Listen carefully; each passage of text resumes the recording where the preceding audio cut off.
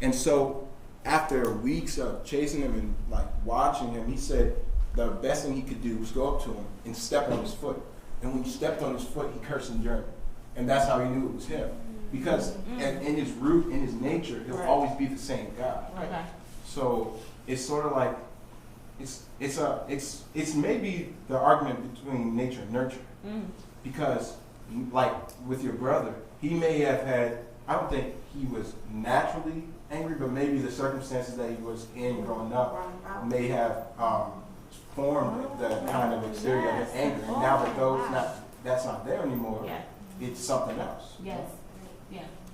That makes sense. So maybe it's not so much that we actually change, but our something outside of us changes that affects the action. Because you can tell when people are hot-headed, like, you can tell the difference between someone who is a generally happy person, but then they can laugh about the situation later, and somebody who's constantly, like, nagging about something, like, angry. Just that negative vibe, it kind of never goes away, even when they try. So I think that might be the difference. It's just like a sad situation can really make somebody turn to drugs or make somebody turn to alcohol, but is that a part of their character? Right. You know, that's why you say, like, because it came out of the circumstance that happened. Right. So that can be changed because it's not part of their nature. So what is character? That's a great question. Well, I know one thing we can say is that we don't definitively agree with Voltaire. Right. So we may not know what character is, but it's not this. So we don't agree with him. So it can change. It could change because of our circumstances. It could change. It could change because there's been a heart change or a mind change. Right. I think Or environment change. An environment change. Because it's like going back, right? If you're trying to get closer to Jesus, that's a heart change. So you're not about to tell me that if I try to change, no matter how much I try to change, it's not gonna happen. Right. Because it's a heart thing. But if I'm just trying to change for, like I said, like for monetary reasons, but like I just saw this line here. It says the drunkard in the hospital reduced to cider with his meals will not get drunk anymore, but he will always love wine. Yeah. He reduced to cider with his meals because he was in a hospital. Like he didn't have no choice. Right. But that wasn't a hard decision. That was a decision that he had to do to cope and to survive, I guess, if he was that addicted to wine. I think survival. I think that's what, because even your brother, in order to survive in this life with friends and enjoying community, he had to change. So maybe it's a matter, maybe our character changing is directly connected to our desire to survive in some way. I mean, I think one reason why we're just struggling with Voltaire is because it just, the whole write-up of the essay doesn't provide a lot of hope for us. Because it's just like, no matter what happens, this is what you're going to end up doing at the end of the day. I think that's why we keep getting confused with it being instinct. Because it's like, when your character is being, like when it's being troubled, I think it brings you back to your most instinct way to survive. Like, because you know, if somebody would have cut you off, like, let's say we were back to being animals or like cavemen, and that lady came and brushed you against your shoulder, you probably would have bashed her head with a rock or something. So I think it takes you back to your ways of survival, maybe, if your character is. You know what? You're right, because one thing I thought about, especially with all that's going on with race relations and, you know, me and my chocolate skin and my kinky twist all over the place, I had this whole thing of like, what if this is big blowout, you know, oh Lord, out here, you know, in front of all these people, it's going to be me, some angry black woman broke out and started beating up this poor, you know. And you're right. I mean, that's what kicked in was survival. Well, you know what? Maybe I better just leave her alone. You know, let me just walk away from this situation. Right. You know, if you think about every time, I mean, honestly, if we sit down and think about it, every time we may have had a natural leaning towards doing something that was negative, how many times have we thought against it for a survival reason? Right. Or to save ourselves from something. Right. Like, okay, for instance, at my job, if I do something wrong, in order for me, like, I might not want to get in trouble, so I might try to, like, my mind might make me think, oh, you could try to cover up, try to lie about it. But it's like, with me having my character and my integrity, it kind of brings me back to, no, you might as well, it brings me back to who I I naturally am as a genuine person. Like, no, don't lie because that can mess up your income. Like, that's me trying to survive. So it's like my character. Yeah. I do what I need to do in order to survive. It brings me back to who I am. Or the drunk, or the guy who's an alcoholic. Right. He stops drinking because he's like. Already in the hospital. Right. Right. Yeah. Or like I know. I mean, this sort of similar example. I know like some people. They'll get a good job, and the job is drug test. So it's like, I can't do that anymore because I got this good job. But as soon as you lose the job, you're right back on it. So are you doing it for the right reason, or for monetary reasons? Right. It's the same as like if you bring it back to being a Christian, like you'll be, you will be tempted to do something, but you'll think about, okay, if I'm a Christian and people are seeing me doing this, then maybe I shouldn't. Mm-hmm. And it's like, it's not survival. It kind of is survival, but it's like, it's more like it's based on your... Keeping your Christian image alive. So you have to not do certain things. Right? Well, it goes back, the example of God, when the king was a king, right. He was worried about his survival because if he came over wrong to him, he wouldn't get justice and maybe he would get in trouble. But then once he realized, look at this king, he can't do anything to me. So he didn't have the needs. Just like the guy who lost the job, that was taken out. I mean, how many times, and maybe that's what makes it seem like our character is changing. We change, not just for the simple fact of, I just need to do better, but something sparks it, something that we want, something that we need to make our life better, something to make ourselves survive. Mm-hmm. And then we change so we can do that, or have that, or survive that. Right. And to bring it back to the Bible one more time, it says we're born to sin and shape in the name. So by our character or by default, we're going to react in a certain negative way.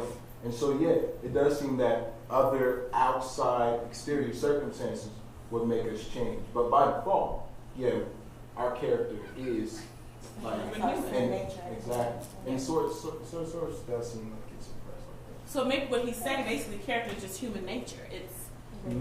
And it's like the environment and all the things around us, because this guy, when he met the king, was not as volatile. So and he changed, quote unquote. But then, put him in a new environment, he killed the king. So maybe that's Let's just so morbid. I know. It's depressing. You can't change. Maybe that's the moral right now. You can't change without Jesus. Any other questions, comments? Anything else to say?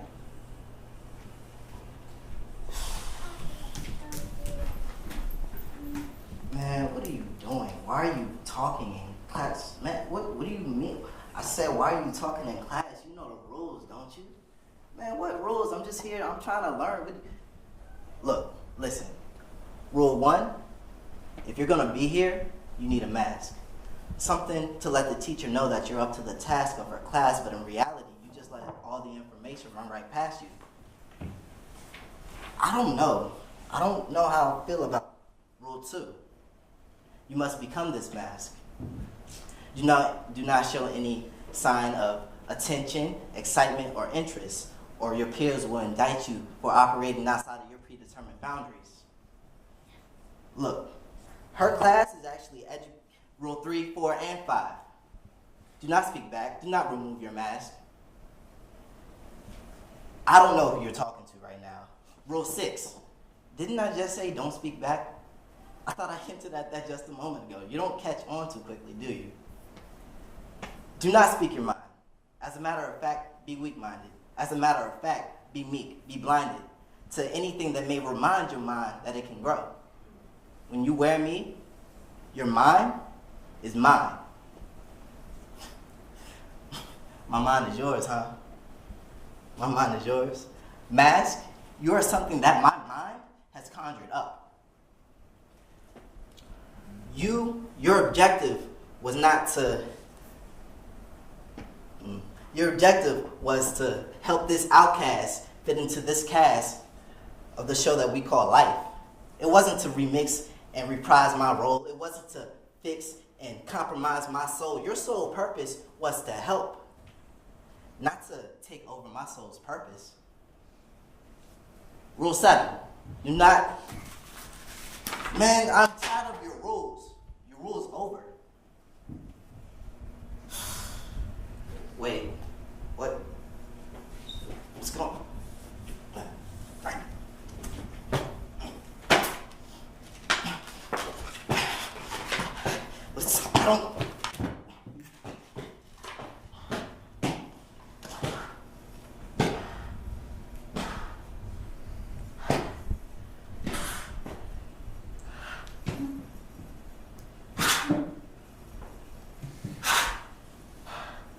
Boy, this mask gets the last laugh.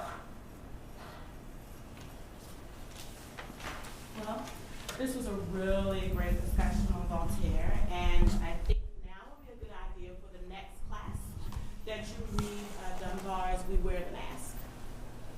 And I would really like to take a look at both of these texts to continue this discussion on character and who we are as humans and just how we all wear masks.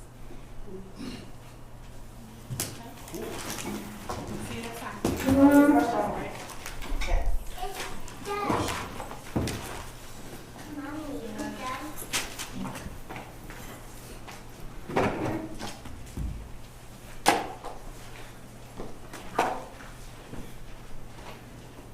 Bye, Charles.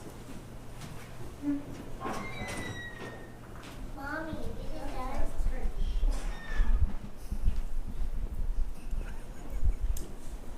It was a challenge teaching all African American students the great books of Western civilization.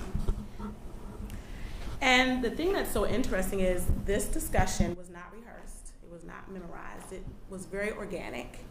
And I purposely did it that way so that the audience could see how natural it is for young people to talk about good literature and connect it to their lives.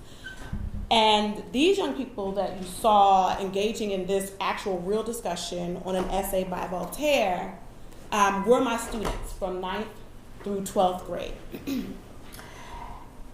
And my husband will tell you it sent me home crying quite often in the early stages. But I was just so determined to get them into reading the literature. I was like, read a paragraph, read a sentence. You notice they had sheets. Sometimes there's a former tutor from St. John's who created Touchstones, which takes excerpts from the classics, the great books, and makes them more manageable to read. Still the original text, but just pieces of it. I was doing everything. And I did this class for 6 years. And I never, ever failed at getting them to get into the literature. And I'm not saying that I don't think it was me. I'm not saying that from an arrogant place. That's just how awesome these books are. Is if you could just get them, the challenge is getting them to do this. And even though they're from the ages of 18 and almost 23, this discussion, and that's what we were talking about as we prepared for this, looked exactly like it did when they were in high school. I mean, they really got that serious into the literature, especially when you start talking about movies and music they listen to. And one of the young ladies, she didn't do it tonight, when I taught her, she would bring in music from Lauryn Hill and connect it to what she was reading. And I didn't realize this until now. So I started teaching this class actually more than 6 years ago, it was about 10 years ago.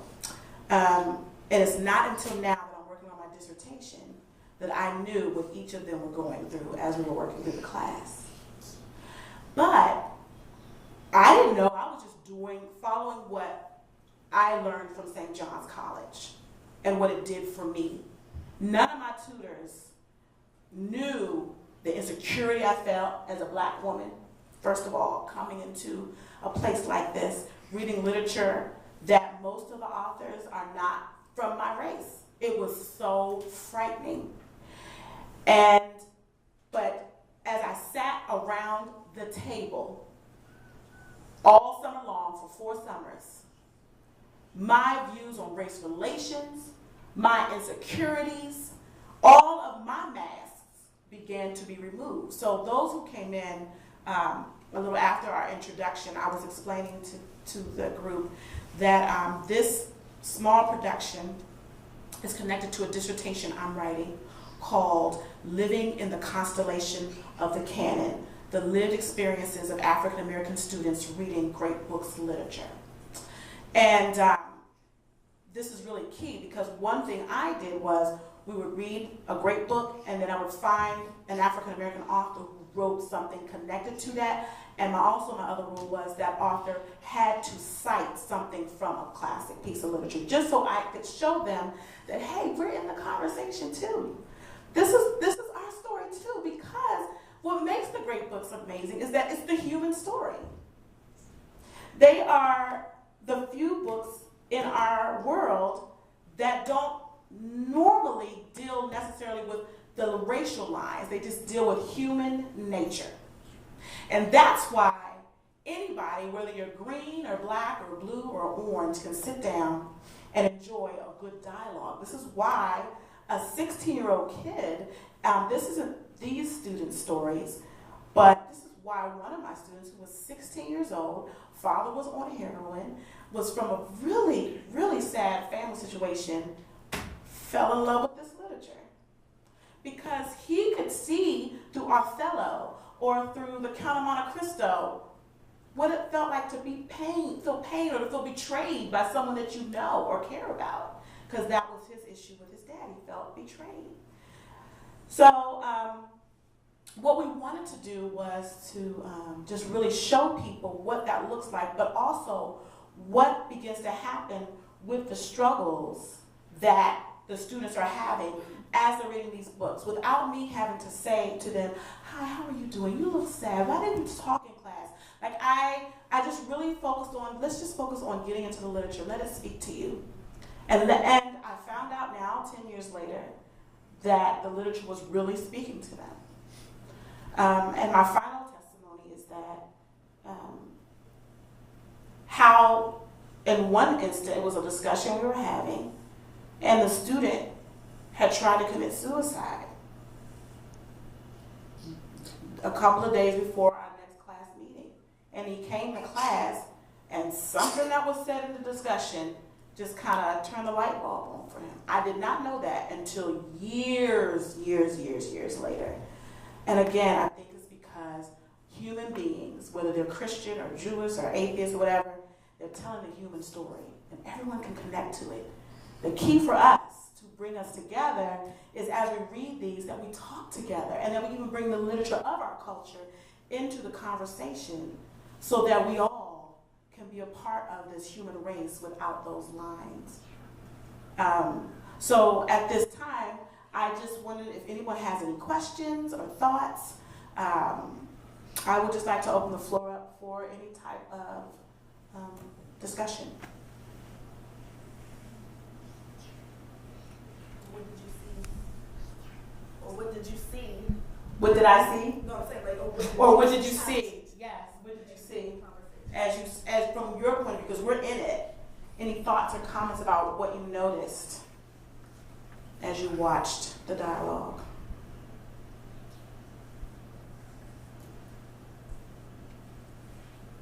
Yes. I just kind of wandered in, and this looked really interesting, so I kind of dropped in. But I was really struck by it seemed like the students really got into that world, and like you were saying, whatever distractions they might have in their own lives, that they were so engaged by the words and the text and trying to figure it out that it allowed them to step into a different place. Yes. And have a conversation, and then once the class is over, maybe they go back to their regular world. But it's, and I don't know, maybe the question for you is, what do they get by going into that different world? Is that a relief? Is it exploration? Is it, kind of what happens when they're in that world of literature, and then when they go back to their other world?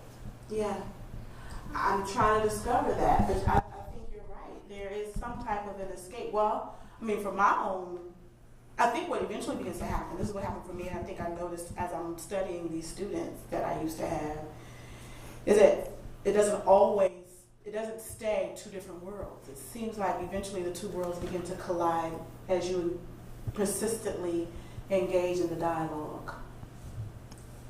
And somehow for me, and I feel like I'm gathering it from the students, something just began to change about my thinking as I went back and forth between those two worlds. And one thing, I wish I had it with me. If I do this again, I'll make sure I have it with me. W.E.B. Du Bois has a essay that he wrote called, it's in his essay collection on the souls of black folk. And the essay is called On the Training of Black Men, where he deals with the best way to educate African American. I mean, he was a very man-focused person, but I took it and applied it to me as a woman, but how to best educate African Americans. And at the end of the essay, he does this beautiful poetic rendering. It's like a tribute to the classics. And it goes something like, I sit with Aristotle and Aurelius and Shakespeare and what soul I will, and they all come and they dance with me in gilded halls, and there is no scorn or condescension.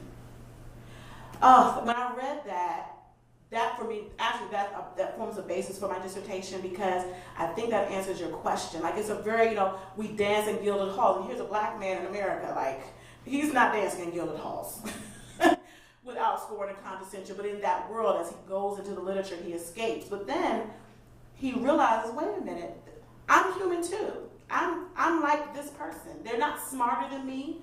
And hey, like, kind of even like how this character with the gold mask said, I think we can all agree, we just don't agree with Voltaire. Like, you know how that empowers any young person, black, white, green, I mean, any young person to know I can disagree with this great philosopher and it's okay. And I'm not stupid. And no one's going to tell me, hey, boy, you don't know what you're talking about.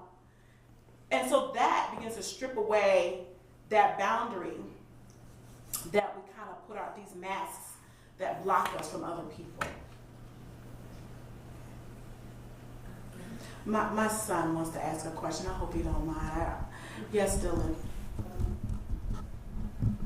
Why were you wearing a mask? Why were we wearing a mask? That's such a great question. Does anybody want to answer that question?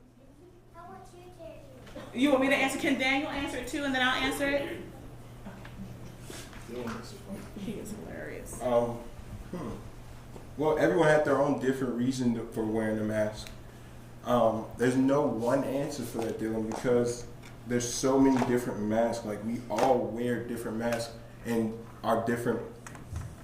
Like, okay, I don't want to simplify it too much. How about this? You know Batman, right?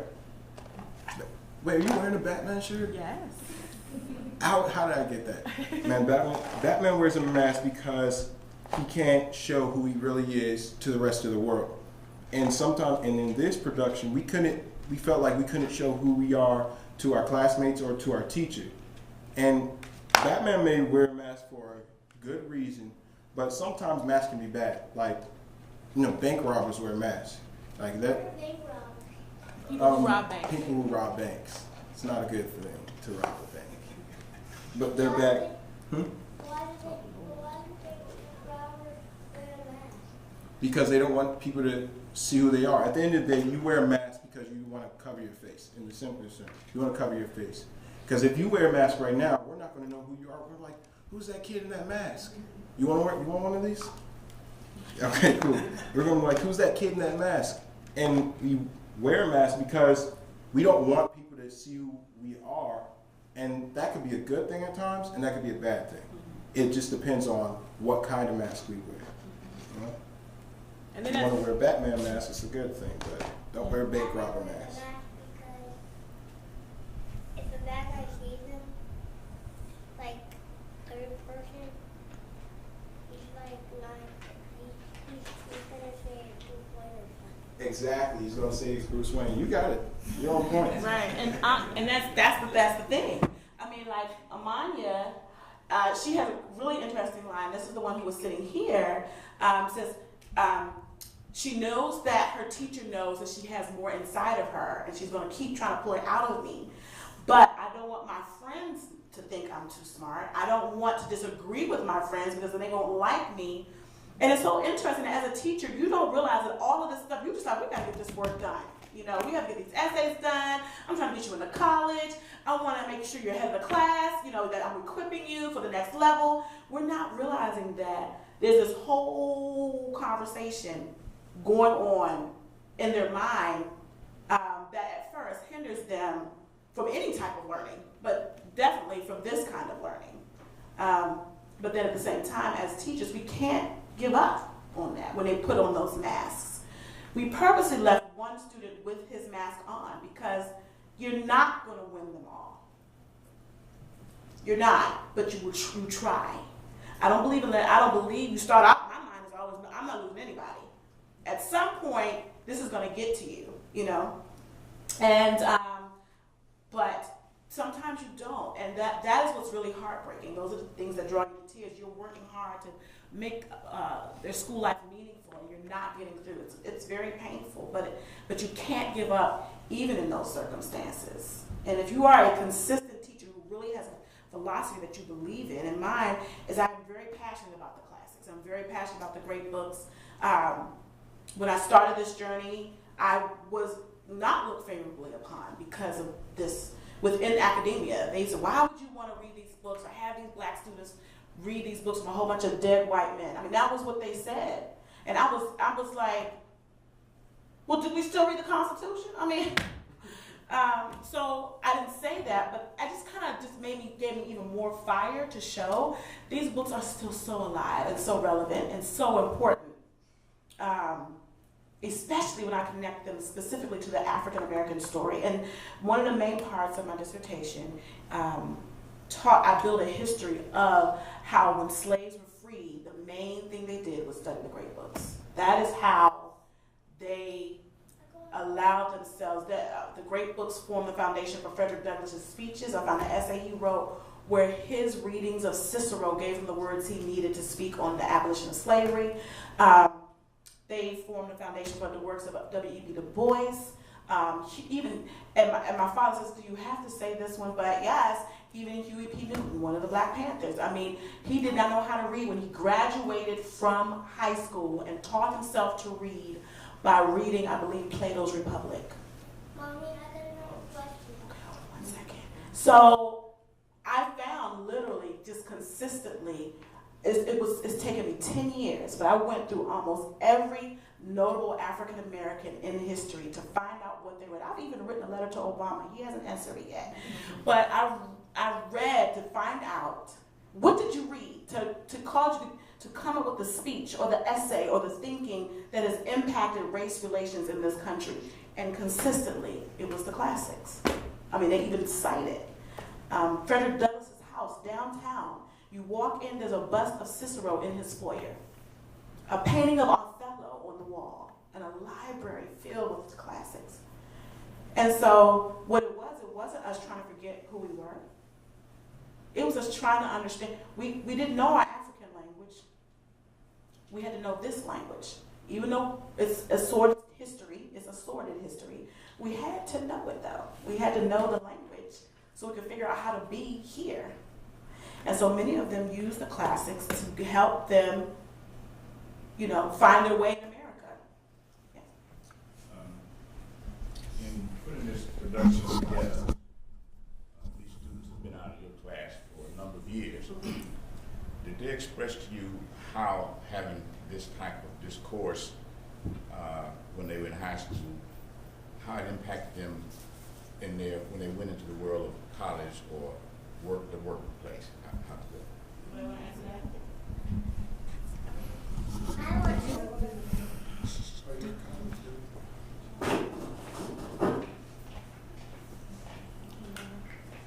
I mean, I think we can all say that we've had positive, even though in school at the time we're sitting there like, I don't want to be here, I didn't learn anything, but we know as soon as we left that environment and we went into another environment, especially college, we saw what we knew that others didn't, and we saw that we could have a discussion with a teacher and an educator and not just being talked to.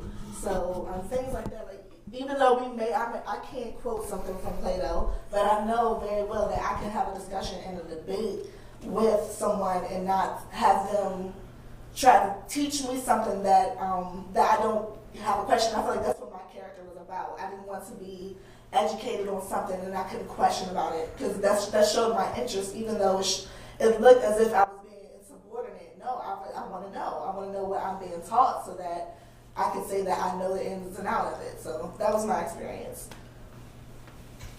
Mine's is kind of the same thing. I would say it really it's deeper than just the literature. It's like it helps build our confidence as African American women, men, you know, period, young people, period, in this world where so many people our age are just not intellectually on a level like we are.